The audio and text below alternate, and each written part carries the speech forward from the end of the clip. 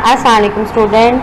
आज हम अपना नेक्स्ट टॉपिक स्टार्ट करेंगे जो कि इस चैप्टर का लास्ट टॉपिक है। कुछ इसमें से हम आज देखेंगे और कुछ कल देखेंगे। तो हमारा टॉपिक है बिहेवियर। बिहेवियर जो है वो टू टाइप्स का होता है, इन्नेट और लर्नड बिहेवियर। इन्नेट बिहेवियर यानी जो बिहेवियर पहले से ही कुछ बिहेवियर ऐसे होते हैं जो पहले से ही फिक्स्ड होते हैं और उसी तरीके से ही डिफरेंट ऑर्गेनिज्म बिहेव करते हैं, और कुछ ऐसे होते हैं जो अपने इन्वायरमेंट के अकॉर्डिंग लर्न करके फिर वो एग्जिबिट करते हैं। तो पहले देखेंगे इन्नेट बिहेवियर। इन्नेट बिहेवियर क्या है? It is a collection of responses that are predetermined by the inheritance of specific nerve or cytoplasmic pathway in multicellular or unicellular organisms. यानी कि उनके अंदर पहले से ही प्री डिटर्मिन्ड होते हैं, उनकी इनहेरिटेंस में और वो पाए जाते हैं।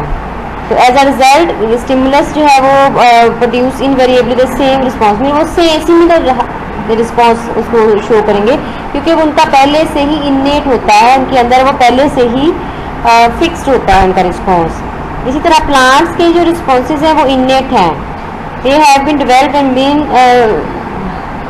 over many generation and their primary adaptation significance lies in their survival value।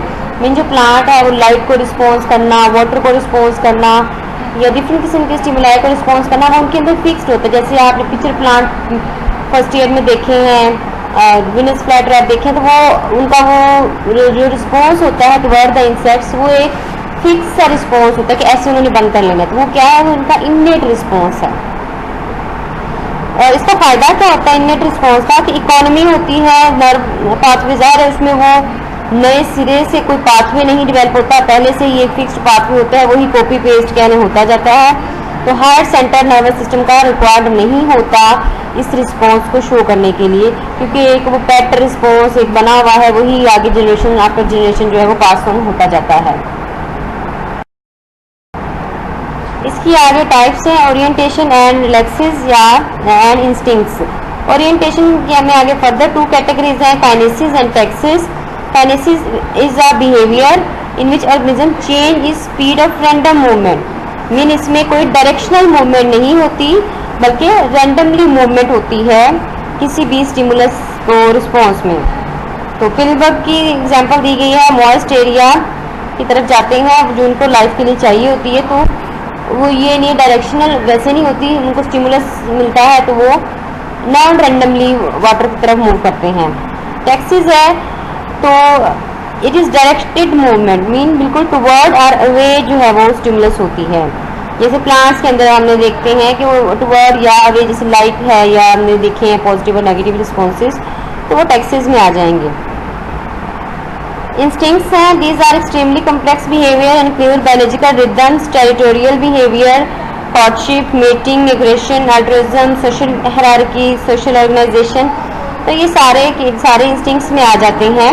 Mean plants के अंदर बायोलॉजिकल रिदम्स पाई जाती हैं, डिफरेंट एनिमल्स के अंदर जैसे लाइन के अंदर उनका टेरिटोरियल बिहेवियर होता है कि वो अपनी टेरिटरी डिसाइड करते हैं कि ये मेरा एरिया है। ये कॉर्टशिप है यानी उनका आपस में मिलना वगैरह, मेटिंग वगैरह, अल्ट्रुइज्म, ये सारी चीज़ें जो है वो उसके अंदर आ जाती हैं जो उनकी इंस्टिंक्ट बिहेवियर होते हैं बेसिक किस्म के।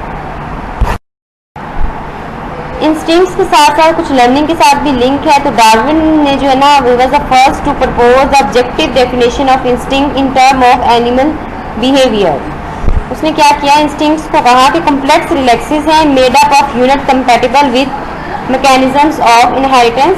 वो कहते हैं कि जो प्रोडक्ट्स है वो नेचुरल सिलेक्शन, वो कहते हैं कि जो एक पेट बिहेवियर बना है वो नेचुरल सिलेक्शन से इवॉल्व होकर वो अपनी उस फॉर्म में आया है, यानी ग्रेजुअली चेंज आते आते वो जो एक हम कहते हैं ना इन्नेट बिहेवियर बना है वो एवोल्यूशन से बना है। तो वो कहते हैं कि वो फिर वो जब बन जाता है तो फिर वो उसकी इनहेरिटेंस का पार्ट बन जाता है जो स्टिमुलस को शो करते हैं। Response is similar to in all member of species, क्योंकि उनके अंदर सिमिलर ही वो इनहेरिटेंस होती है, जो कि जैसे वॉकिंग है, मूविंग है, रनिंग है, ईटिंग है, ये चीज़ें आ जाती हैं।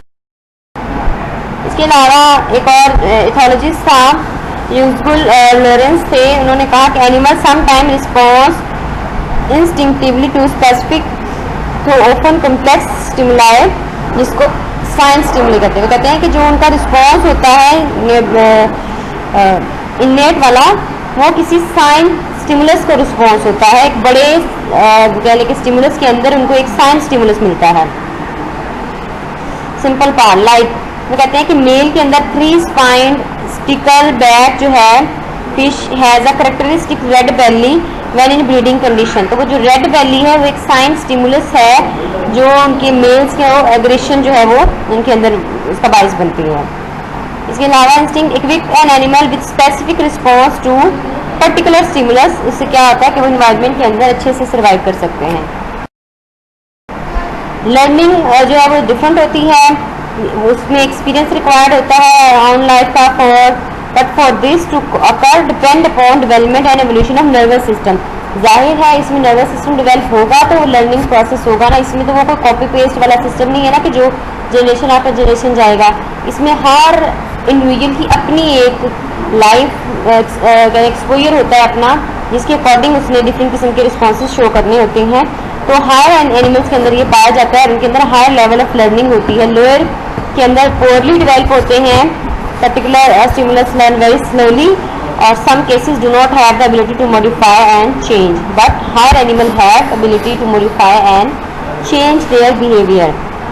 Selective response to stimuli suggested that there must be some built-in mechanism by which sine stimulus were recognized। तो उनको innate releasing mechanism कहते हैं। important aspect है इसका mechanism is envisaged as being innate in both recognition of the sine stimulus and resulting response of it are inborn and characteristics of the species। Instincts जो है वो animal को equip करती हैं with series of responses. Important animal with short life span उनके लिए बहुत ज़रूरी है, लाइक उनके पास इतना टाइम नहीं है। जैसा कि फीमेल डिगर या वैस्प है जिसको एमोफिला कहते हैं एम्ब्रियसिस, वो नेस्ट प्रिपेयर करते हैं, कैटरपिलर को कैच करते हैं, पकड़ते हैं, यानी उनको किल करते हैं और उनको नेस्ट में रख देते हैं, अंडे दे के उनकी डेथ हो जाती है। लार्वा खुद से ही मर्ज होता है, एक में से फीड करता है कैटरपिलर्स पे, और जो उसकी मदर ने मतलब वो खुद से ही फीडिंग हो, उसके अंदर इननेट होता है ना कि उसने निकलना है अंडे से, तो ये काम उसने करना है, जो उसकी मदर ने किया वही वो काम करेगा और वो उसकी डेथ हो जाएगी और फिर नेक्स्ट, यानी वो कॉपी पेस्ट वाला सिस्टम इसके अंदर पाया जाएगा। All is completed with in few weeks, क्योंकि उसका लाइफ स्पैन छोटा है तो उसमें लर्निंग की उसको मौका नहीं मिलता, तो वो इननेट पे ही डिपेंड करते हैं। तो यहाँ पे डिफरेंस है इननेट और लर्निंग का। लर्निंग अभी हम डिफरेंट किस्म के बिहेवियर्स आगे देखेंगे, तो ये डिफरेंस आपने देख लेना है। इसमें यहाँ पे थोड़ा वो क्लैरिटी नहीं है उस तरह से, तो आपकी बुक में ये काफ़ी क्लियर दिया हुआ होगा डिफरेंस, तो आपने इसको अच्छे से लर्न कर लेना है। डिफरेंसेस हैं दोनों के दरमियान में।